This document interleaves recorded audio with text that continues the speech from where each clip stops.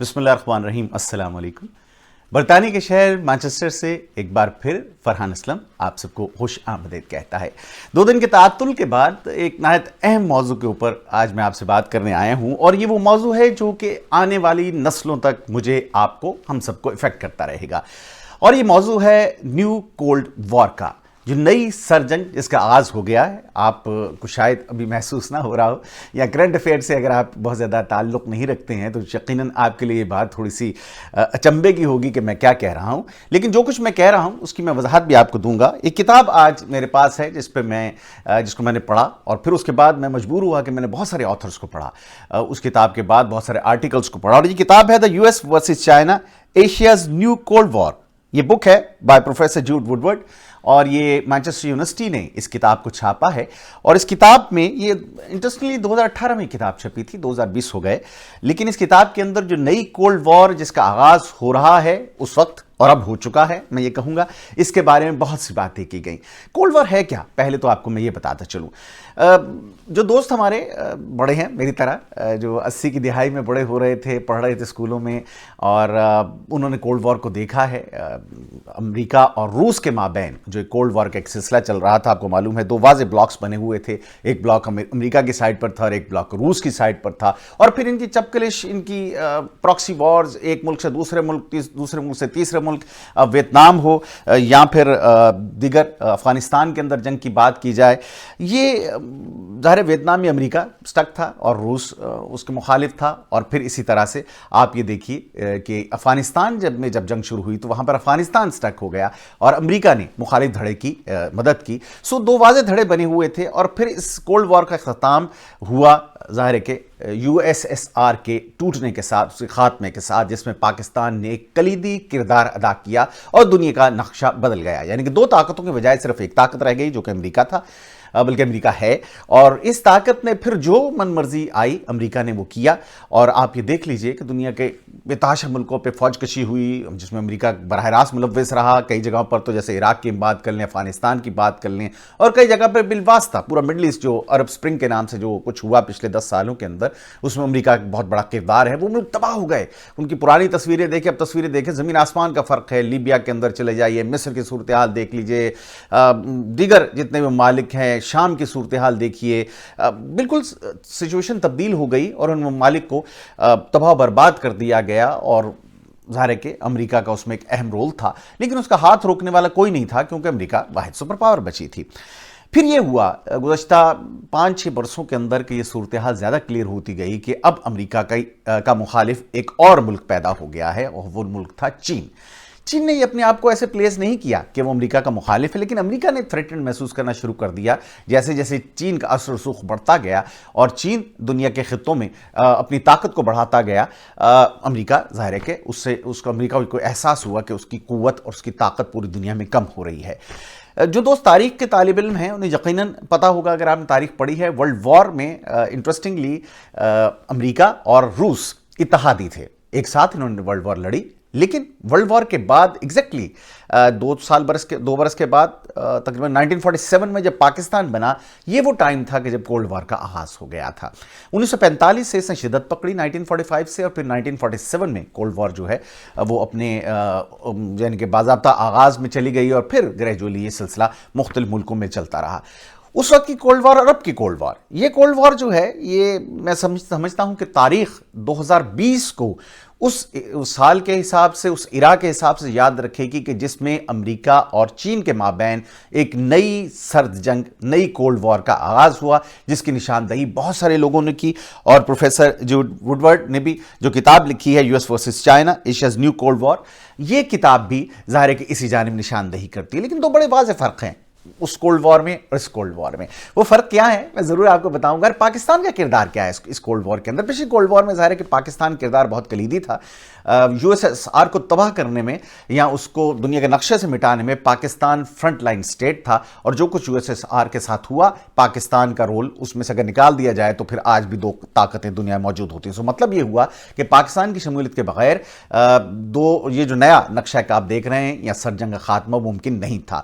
اب نئی سر جنگ جو آئی ہے اس میں پاکستان کا کردار کیا ہوگا، یہ ایک بہت اہم بات ہے۔ انٹرسٹنگلی پاکستان ہر وقت اہم رہا، پچھلی کولڈ وار میں بھی اور اس کولڈ وار میں بھی پاکستان اہم ہے. اور خطے کے حوالے سے، بین الاقوامی حقائق کے حوالے سے کیا کچھ ہونے جا رہا ہے میں آپ کو ضرور بتاؤں گا، لیکن اس سے پہلے میں گزارش کروں گا آپ سے براہ مہربانی چینل کو سبسکرائب ضرور کیجئے. ہزاروں کے حساب سے لوگ دیکھتے ہیں لیکن سبسکرائب کرنے میں پتہ نہیں آپ کیوں تھوڑے سے بخل سے کام لیتے ہیں. براہ مہربانی سبسکرائب کیجئے، اپنے دوستوں سے شیئر کیجئے، اور ویڈیو پسند آئے تو اسے بھی لائک کیجئے گا، بیل کا آئیکن ضرور دبائیے گا تاکہ میرے ریگولر ویڈیوز جو ہیں وہ آپ کو ملتی رہیں. جناب پچھلی کولڈ وار میں معاملہ یہ تھا کہ روس کا تعلق براہ راست امریکہ سے نہیں تھا. تعلق سے مراد یہ کہ ان کے درمیان کوئی بہت زیادہ تجارت نہیں تھی، کوئی اکنامک ٹائز آپس میں نہیں ملتی تھی. وہ جنگ پیورلی دفاع کے میدان میں لڑی گئی تھی. دفاع کے اوپر آپ دیکھیں کہ جو ہم بھی ان کی پراکسی وارز ہوئی، ایک ایٹمک میزائلوں کا دور شروع ہوا اور بڑے بڑے ہتھیار بنے گئے، بین البر اعظمی جو میزائل ہیں وہ بنائے گئے. بہت زیادہ آپ یہ سمجھ لیجئے کہ فوجی میدان کے اندر پیسہ لگایا دونوں ملکوں نے، اور پھر آخر کار تھک ہار کر روس کیوں ٹوٹا، یعنی کہ یو ایس ایس آر کیوں ٹوٹا کہ وہ مالی طور پر ایک طرح سے بینکرپٹ ہو چکا تھا. اور اسی بینکرپسی کے بعد ظاہر ہے کہ بینکرپسی بھی ڈکلیئر کی یو ایس ایس آر نے، اگر آپ کو معلوم نہیں ہے. اس کے بعد ظاہر ہے کہ وہ کولڈ وار لڑنا اس کے لیے انبیریبل ہو گیا، اور پھر یو ایس ایس آر کے ٹکڑے ٹکڑے ہو گئے، اور بہت سارے ریاستیں جو آپ دیکھ رہے ہیں، ازبکستان، آذربائیجان اور دیگر جتنی بھی ریاستیں ہیں، چیچنیا ہے، اور یہ تمام ممالک ظاہر ہے کہ روس کا حصہ تھے، پہلے یو ایس ایس آر کا حصہ تھے، روس کا تو نہیں. اس کی کاسٹ اتنی بڑھ گئی کہ اس کے بعد یو ایس ایس آر ٹوٹ گیا، کیونکہ U S S R economically اتنا اسٹرانگ نہیں تھا. اور پھر یہ وار ظاہر کہ 1947 میں باضابطہ میں نے کہا جس کا آغاز ہوا اور یہ جا کر پھر ختم ہوئی ظاہر ہے افغانستان کے اندر 80 کی دہائی میں جا کر اس کا اختتام ہوا باضابطہ طور پر. اب جو جنگ شروع ہو رہی ہے، ہسٹورین اس حوالے سے بات کر رہے ہیں، اس کا آغاز کیوں 2020 میں ہوا؟ آپ کو یاد ہے کہ اگر نہیں یاد ہے تو میں بتا دوں، چائنا کا ابھی ایک کونسل خانہ جو ہے وہ بند کر دیا گیا امریکہ کے اندر، اور یہ جو کونسل خانہ ہے یہ علامتی باتیں ہوتی ہیں. آپ ایک جگہ پہ کسی کے سفیر کو کہہ دیتے ہیں جب اپنے اتنے سفارتی لوگ نکال دیں. یہ روس اور امریکہ کے مابین چلا کرتا تھا، 5 انہوں نے نکالے، 5 انہوں نے نکال دیے، اس جگہ بند کر دو، وہ اس جگہ سفارخانہ بند کر دیتے تھے. یہ معاملہ اب چین اور جو امریکہ ہے اس کے درمیان بھی شروع ہو گیا ہے.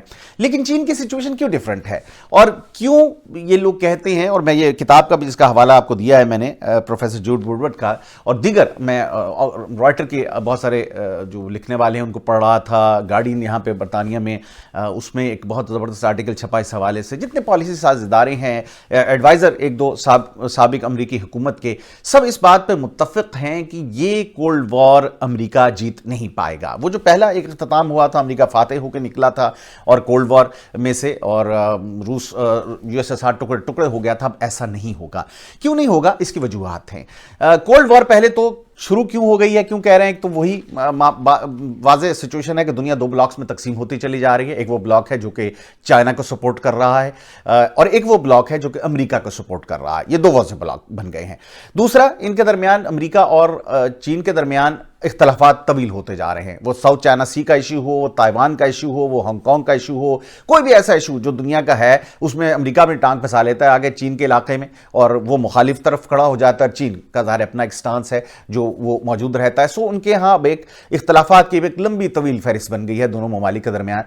بلاک، اختلافات کی فہرست، اور پھر سفارتی محاذ کے اوپر جنگ ہے، مالی محاذ کے اوپر جنگ ہے، معاشی محاذ کے اوپر جنگ ہے.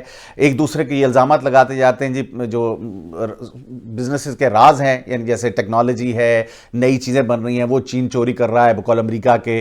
ہمارے سارے ان کے جو اسلحہ سازی ہے، ساری ٹیکنالوجیز ان کا کہنا ہے ہیک ہو رہے ہیں. آپ نے کچھ دن پہلے سنا ہوگا کہ چین سے جو سائنٹسٹ گئے تھے پڑھنے کے لیے امریکہ میں، ان کو بھی قید کر لیا گیا تھا کہ نہیں جناب یہ اب ہمارے ہاں سیکھنے آ رہے ہیں تاکہ یہ اپنے ملک میں بہتری پیدا کر سکیں. اب سر جنگ جسے باضابطہ طور پر جو ہمیں روس اور سوویت یونین اور امریکہ کے مابین دیکھنے ملتی تھی، اب اس کا آغاز چائنا اور امریکہ کے درمیان ہو چکا ہے. 2020 وہ سال ہے کہ جب یہ شروع ہوا، اور یہ میری عمر سے زیادہ یہ چلے گا، جہاں تک میں ایکسپیکٹ کر رہا ہوں اگلے 20-30 سال کم از کم آپ اس کو دیکھیں گے. یہ اونٹ کس کروٹ بیٹھتا ہے یہ تو آنے والا وقت بتائے گا. لیکن روس اور امریکہ کے درمیان ڈائریکٹ جنگ نہیں ہوئی تھی. پراکسی وارز چلتی رہی تھی افغانستان کے اندر بھی ڈائریکٹلی جب روس آیا تو امریکہ انوالو نہیں ہوا تھا. لیکن چائنا کے ساتھ بھی کیا ایسا ہو پائے گا؟ یہ ایک بڑی ڈینجرس گیم ہوتی ہے کیونکہ آپ کو معلوم ہے جو کیوبا کا میزائل کرائسس ہوا تھا اس وقت دونوں ممالک سوویت یونین اور امریکہ بالکل تصادم سے بال بال بچے تھے اور دنیا ایک تیسرے عالمی جنگ میں جا رہی تھی لیکن وہ نہیں ہوا تھا. اس سارے سینیریو کے اندر یہ کیوں مختلف ہے اور امریکہ کیوں جیت نہیں پائے گا؟ پروفیسر جیوڈ وڈورڈ کی بک کا بھی میں ذکر کروں گا اور ساتھ دیگر جو میں نے باتیں کہیں جو میری اپنی آبزرویشن ہے اس کے حوالے سے بھی بات کروں گا. اور اس میں کتاب میں بھی یہ بات کہی گئی ہے کہ دو باتیں ہیں. ایک تو چائنا ایک بہت بڑی اقتصادی طاقت ہے جس کا مقابلہ امریکہ فی الحال نہیں کر سکتا. وہ مانے یا نہ مانے امریکہ اس وقت دنیا کی سب سے بڑی اکانومی ہے لیکن 2020 وہ سال ہے جس میں کہا جا رہا تھا کہ چین امریکہ کو کراس کر لے گا. اور جس حساب سے اس جو آپ کو معلوم ہے کرائسس آیا ہوا ہے کووڈ-19 کا، جس طرح سے اکانومی شرنک ہوئی ہے 30-35% یونائٹڈ اسٹیٹس کی، اس حوالے سے بظاہر مجھے یہ لگتا ہے جو اعداد و شمار میں نے دیکھے ہیں کہ چین باضابطہ طور پر دنیا کی سب سے بڑی اکانومی بن چکا ہے. اعداد و شمار آئیں گے کچھ مزید ماہ کے اندر تو آپ کو سچویشن واضح ہو جائے گی، لیکن بہت کلوز تھے ایک دوسرے سے. اور 2020 کہا جا رہا تھا اکنامسٹ جو ماہر اقتصادیات ہیں معاشیات ہیں کہ یہ چین سب سے بڑی اکانومی بن جائے گا.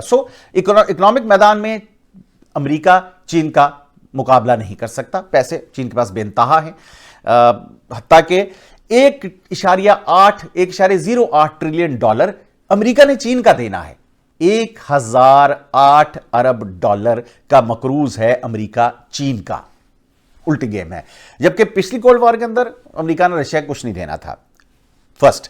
سیکنڈلی امریکہ کے اندر جو چیزیں استعمال ہوتی ہیں اس کا ایک بڑا میجر حصہ چین کے ہاں سے بن کر آتا ہے اور چینی جو کچھ پروڈیوس کرتے ہیں اس پہ امریکہ کی بہت ساری انڈسٹریز کا انحصار ہے، دار و مدار ہے. چیپ ظاہر ہے کہ ان کو مٹیریل ملتا ہے جس سے آگے وہ فردر فنش گڈس پروڈکٹ کرتے ہیں یا کچھ فنش گڈس ایسی ہیں جو کنزیومر یوز کرتے ہیں.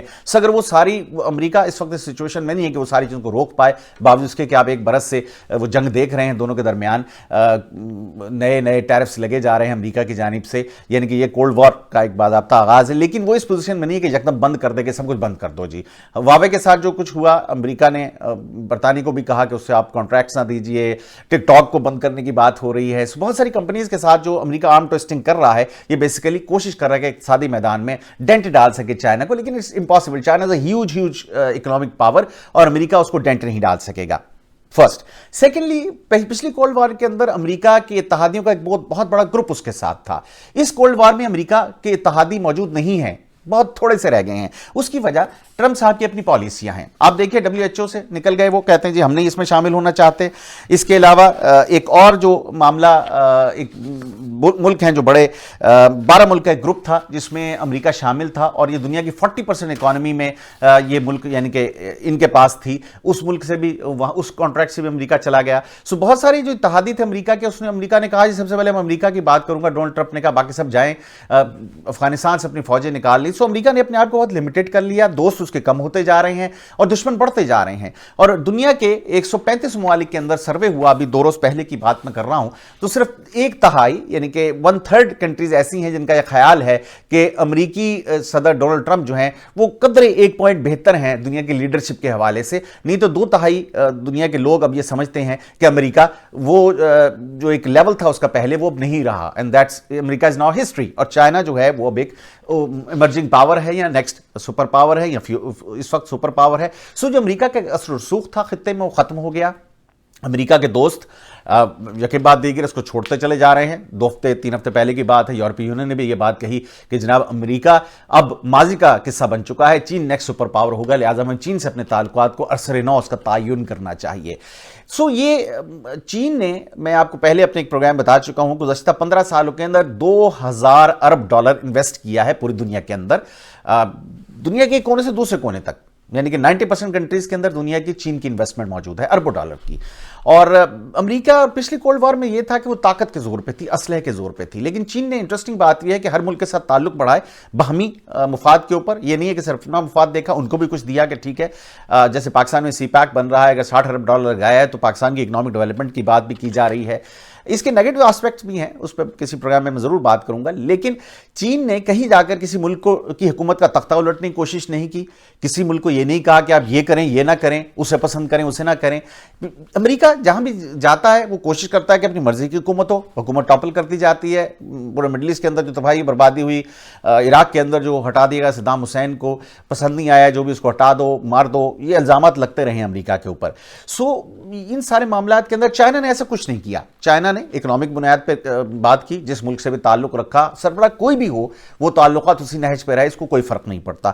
سو چائنا کی دوستیاں جو ملکوں سے ہیں وہ بہت دوسرے انداز میں ہیں، اور چائنا کا بلاک بہت بڑا بلاک بن گیا ہے۔ ہم اپنے خطے کی طرف ہی آ جائیں، سب کانٹیننٹ میں، تو وہاں پر صرف باہر تک ایک واحد ملک ایسا ہے جو کہ اس وقت امریکی بلاک میں شامل ہے، اور پاکستان جو کہ پہلے یو ایس ایس آر کے خلاف کھڑا تھا اب یو ایس ایس آر کے ساتھ ہے، اور پاکستان کی شمولیت سے مسلم دنیا کی جو لیڈرشپ ہے وہ ڈائیورٹ ہو جائے گی سعودی عرب سے پاکستان کی جانب، کیونکہ سعودی عرب اس وقت امریکن بلاک میں ہے۔ میں آپ سے کیوں کہہ رہا تھا کہ پاکستان کا رول کیا ہوگا؟ پاکستان اب مسلم ممالک کی کمان کرے گا، اور اس کے پیچھے ظاہر ہے کہ چائنا کھڑا ہوگا، اور یہ ایک سارا سیناریو جو ہے دنیا کا تبدیل ہو جائے گا، اور پاکستان خطے کے اندر نہ صرف بلکہ پوری دنیا کے اندر اس کی اہمیت بہت زیادہ بڑھ جائے گی اس نئی کولڈ وار کے جو آغاز ہوا ہے اس کے ساتھ ہی۔ اور اس کا ایک آپ نے طریقہ یہ دیکھا، ابھی گئے تھے ہمارے آرمی چیف سعودی عرب، معاملہ طے نہ ہو پائے، جو سعودی عرب سے بات چیت ہو رہی تھی اس کے فوراً بعد شاہ محمود قریشی صاحب جو کہ وزیر خارجہ ہیں چائنا تشریف لے گئے، اور اوپنلی ہمارے پرائم منسٹر نے کہا کہ چائنا ہمارا ترقی کا جو ایک سمجھ لیجئے کہ راز ہے یا ترقی کرنے کے لیے ضروری ہے وہ ہمارے لیے چین ہے، باقی سب ملک اس کے بعد میں آتے ہیں۔